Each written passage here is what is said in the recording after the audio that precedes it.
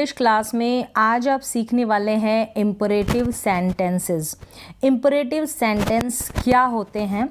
जिसमें कि हम आज्ञा देते हैं, कमांड देते हैं। तो आज्ञा सूचक वाक्य इम्परेटिव सेंटेंस की हिंदी होती है, यानी कि जिसमें हम आज्ञा देते हैं, कोई कमांड देते हैं। तो सारे इम्परेटिव सेंटेंसेस किस तरह से हम बनाते हैं विद स्ट्रक्चर के साथ आज आप सीखने वाले हैं। इम्परेटिव सेंटेंसेस में हम क्या करते हैं? आदेश देते हैं, सलाह देते हैं, अनुरोध करते हैं। आदेश का मतलब किसी को हम ऑर्डर देते हैं। सलाह का मतलब हम एडवाइस देते हैं किसी को। अनुरोध का मतलब रिक्वेस्ट हम करते हैं किसी से। ऐसे सेंटेंसेस को हम बोलते हैं इम्परेटिव सेंटेंस। तो इनको बनाने का तरीका हम सीखेंगे और इन सेंटेंसेस की प्रैक्टिस भी हम करेंगे। और आप इम्परेटिव सेंटेंस बनाना बहुत ही आसान तरीके से सीखेंगे। इन इम्परेटिव सेंटेंसेस को आप डेली यूज़ कर सकते हैं। तो चलिए स्टार्ट करते हैं। जैसे कि ये जो सेंटेंसेस होते हैं ना, इम्परेटिव सेंटेंस, ये जो होते हैं डू से, डोंट से, प्लीज़, काइंडली से, ऑलवेज डू, नेवर डू, इनसे शुरुआत होती है इनकी। थोड़ा और समझते हैं। डू का मतलब होता है करो। वाक्य में कोई भी सेंटेंस होगा ना, उसमें कुछ करने को कहा जाए तो वहाँ पर हम कहते हैं डू, और जो भी वर्ब होगी वो हम कहेंगे। कैसा स्ट्रक्चर होगा वो हम आगे जानेंगे। प्लीज़ और काइंडली से जो सेंटेंसेस बनेंगे उसमें हम कहेंगे कृपया करो। कोई भी काम करने के लिए हम रिक्वेस्ट के साथ कहेंगे कि कृपया प्लीज़ ये करो। डोंट का मतलब हो गया मत करो। कोई काम ना करें, इसके लिए हम डोंट का यूज़ करें, मत करो। हिंदी में इसका जो मीन होगा मत करो। नेवर डू का मतलब होता है कभी मत करो। नेवर डू कभी मत करो। और ऑलवेज डू का मतलब है हमेशा करो, हमेशा करने को कहा जाए ऐसे सेंटेंसेस। तो इन सारे जो ये वर्ड्स दिख रहे हैं आपको, please, kindly, don't, never do, always, इनका यूज़ हम जो है इम्परेटिव सेंटेंस बनाते समय करते हैं। अब यहाँ तक आपको समझ में आ गया कि इम्परेटिव सेंटेंसेस क्या होते हैं, कब और कैसे हम इनका इस्तेमाल करते हैं। वो और ज़्यादा अच्छी तरीके से आप प्रैक्टिस सेशन में सीखेंगे। तो पहला जो स्ट्रक्चर है वो है वर्ब की फर्स्ट फॉर्म और ऑब्जेक्ट का यूज़ होता है। वर्ब की फर्स्ट फॉर्म और ऑब्जेक्ट मतलब यहाँ पर आप देख रहे हैं जाओ, किसी को हम जाने के लिए कहेंगे कि जाओ, तो गो, हम उसको इंग्लिश में गो कह सकते हैं। अब कहाँ जाओ, और कोई हम ऑब्जेक्ट जोड़ना चाहते हैं तो उसके आगे हम ऐड कर सकते हैं। लेकिन यहाँ पर ऑब्जेक्ट नहीं है, सिंपल सी एक वर्ब की फर्स्ट फॉर्म है। तो ये जो वर्ब की फर्स्ट फॉर्म है ये भी इम्परेटिव सेंटेंस है। किसी को कह रहे हैं जाओ, गो। आओ मतलब कम, सुनो, लिसन, सोचो, थिंक, रुको, स्टॉप, दौड़ो, रन। ये यहाँ तक आपने देखा कि एक एक वर्ड्स के ये भी इम्परेटिव सेंटेंस है। यहाँ पर सिंपल सी वर्ब की फर्स्ट फॉर्म का यूज़ किया गया है। जितने भी इम्परेटिव सेंटेंस होंगे याद रखें वहाँ पर वर्ब की फर्स्ट फॉर्म का ही यूज़ होगा। अब यहाँ पर एक एक वर्ड का आपने सीख लिया, एक एक शब्द का, एक एक इंग्लिश के शब्द का, ये भी इम्परेटिव सेंटेंस है। थोड़े ज़्यादा शब्दों में, थोड़े ज़्यादा वर्ड्स में भी हो सकता है, जैसे कि फिर सोचो। फिर सोचो मतलब थिंक अगेन। फिर सोचो, थिंक अगेन। किसी को हम कहें मुझे बताओ, टेल मी, ये भी इम्परेटिव सेंटेंस है। बोर्ड की ओर देखो, लुक एट द बोर्ड, ये भी इम्परेटिव सेंटेंस है। मोमबत्ती बुझाओ, ब्लो आउट द कैंडल, यह किताब टेबल पर रखो, put the book on the table. अब आप देख रहे हैं ये जो बड़े सेंटेंसेस है ये भी इम्परेटिव सेंटेंस है। एक वर्ड का भी इम्परेटिव सेंटेंस हो सकता है। तो इस तरह के इम्परेटिव सेंटेंसेस की आप प्रैक्टिस करें और अपनी डेली लाइफ में, डेली इंग्लिश कन्वर्सेशन जब भी करते हैं इनका यूज़ करना शुरू करें। जैसे कि यह किताब टेबल पर रखो, put the book on the table. 1 minute रुको, वेट अ मिनट। 1 मिनट रुको, wait a minute.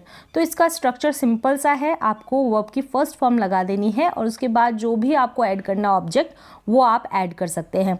In sentences की आप प्रैक्टिस करेंगे तो और अच्छी तरीके से सीख पाएंगे। तो यहाँ पर पहला स्ट्रक्चर आपने देखा, वर्ब की फर्स्ट फॉर्म और ऑब्जेक्ट के साथ हमने इम्परेटिव सेंटेंस बनाना सीखा। सिंपल सी वर्ब के साथ आपको कोई भी ऑब्जेक्ट लगा देना है। Look at the board, blow out the candle, put the book on the table, wait a minute, इस तरीके से। अब यहाँ पर तो हुआ सिंपल सा वर्ब की फर्स्ट फॉर्म के साथ इम्परेटिव सेंटेंस।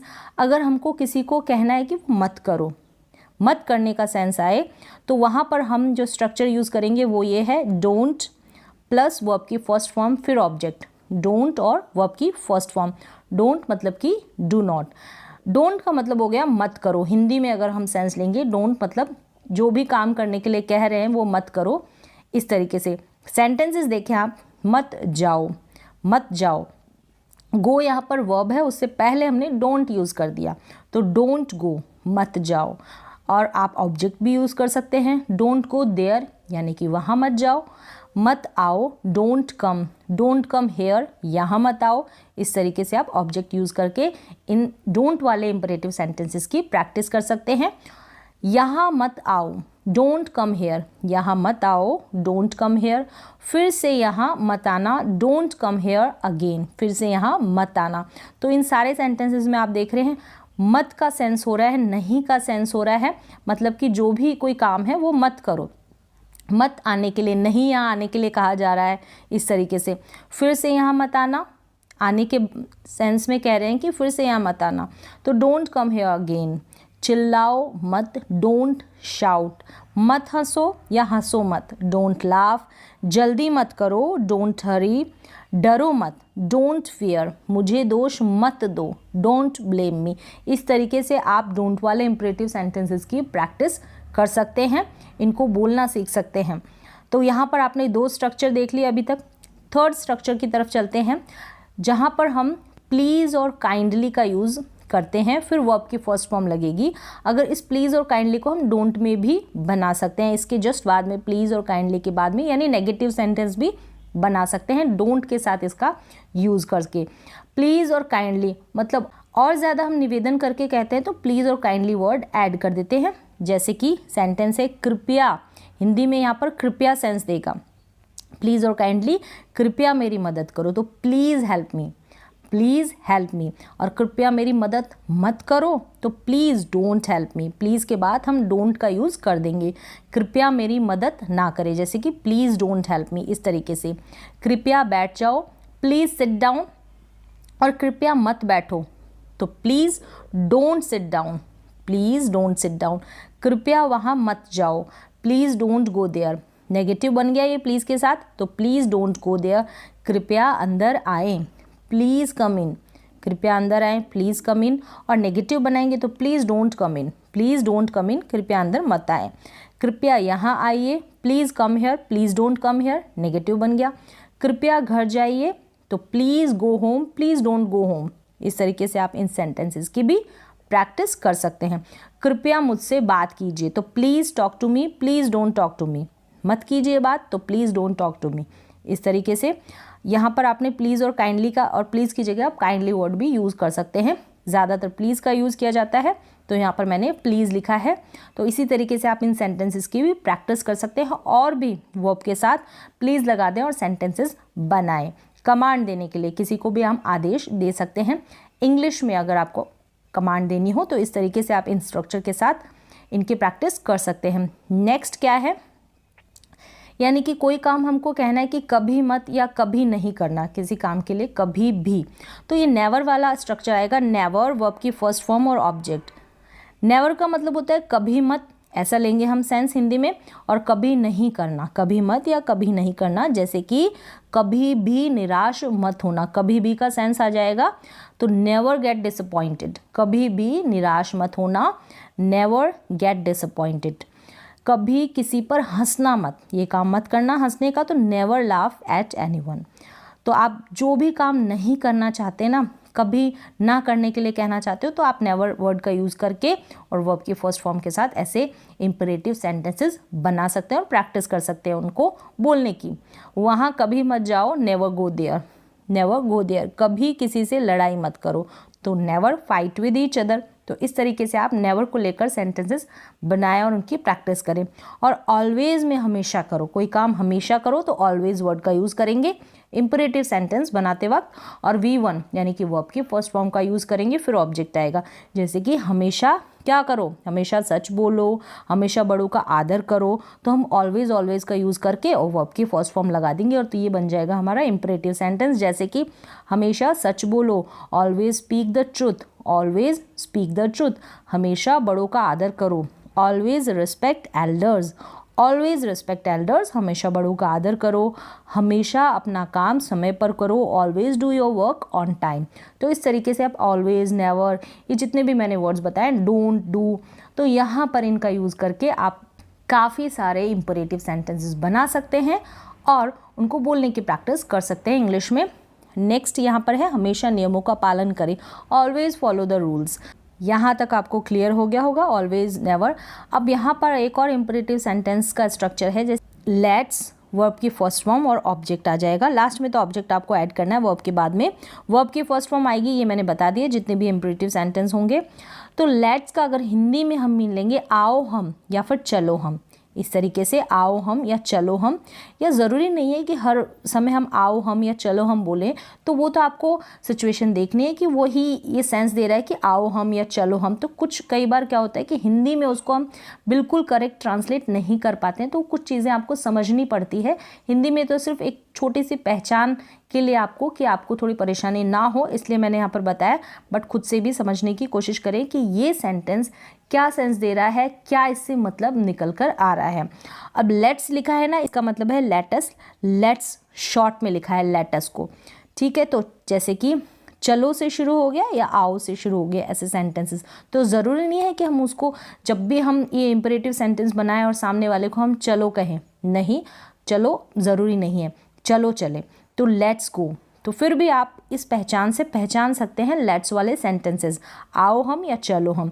तो चलो चलें, आपके सामने एक कोई भी व्यक्ति हो सकता है, एक पर्सन भी हो सकता है, दो भी हो सकता है, कोई ग्रुप भी हो सकता है, ठीक है। तो चलो चलें, लेट्स गो आप कह रहे हैं, हो सकता है आपके 2 फ्रेंड हो, 3 फ्रेंड हो, 4 हो, 5 हो, तो उनको कह रहे हैं कि लेट्स गो, चलो चलें।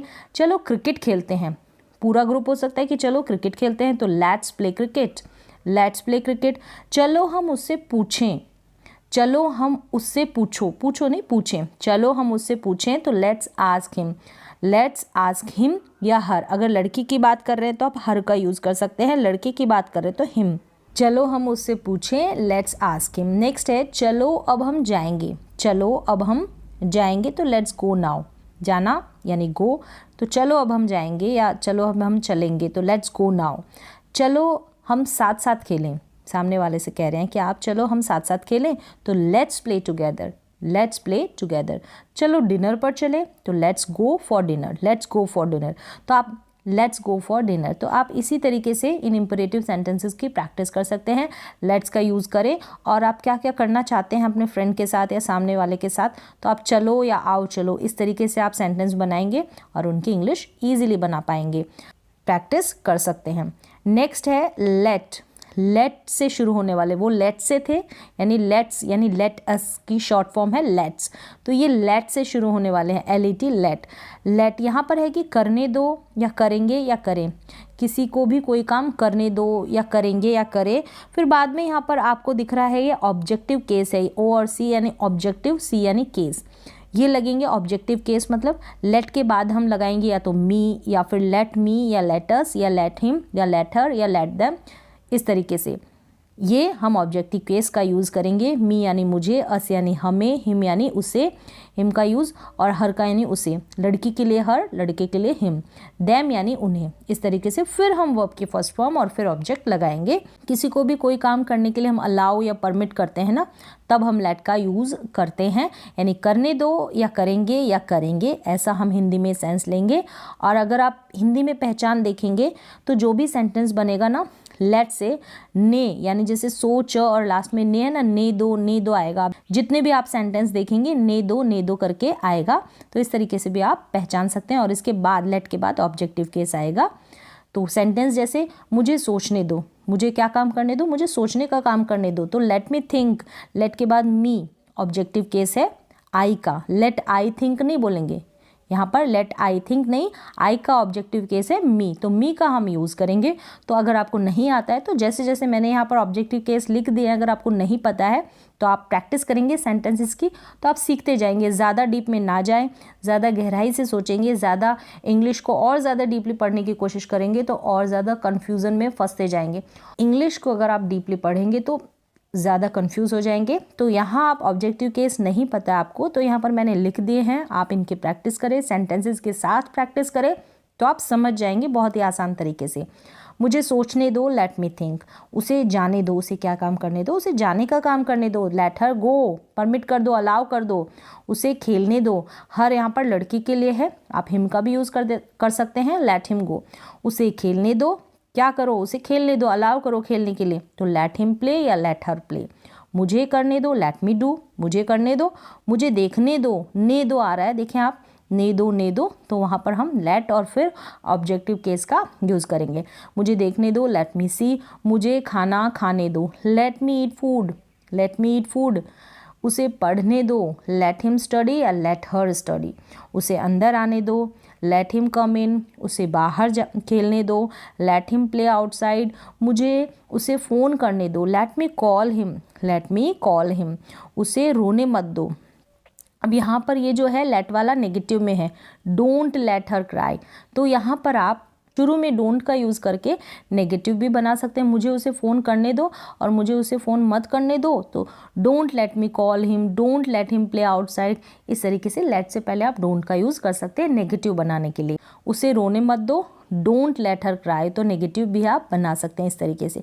तो जितने भी इंपेरेटिव सेंटेंसेस हैं मैंने यहाँ पर आपको बताए, तो आप इस तरीके से स्ट्रक्चर के साथ इनकी प्रैक्टिस कर सकते हैं। और आप कैसे प्रैक्टिस करेंगे, जैसे कि अंदर आओ, V1 के साथ बनाया वर्ब की फर्स्ट फॉर्म के साथ। Come inside, come inside, verb की फर्स्ट फॉर्म के साथ उसको हम चेंज करेंगे, कम इनसाइड।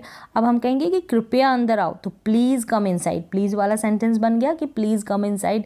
अब हम डोंट वाला सेंटेंस बनाएंगे तो अंदर मत आओ, डोंट कम इनसाइड। हमेशा वाला बनाएंगे तो हमेशा मेरे घर आओ, always come to my house.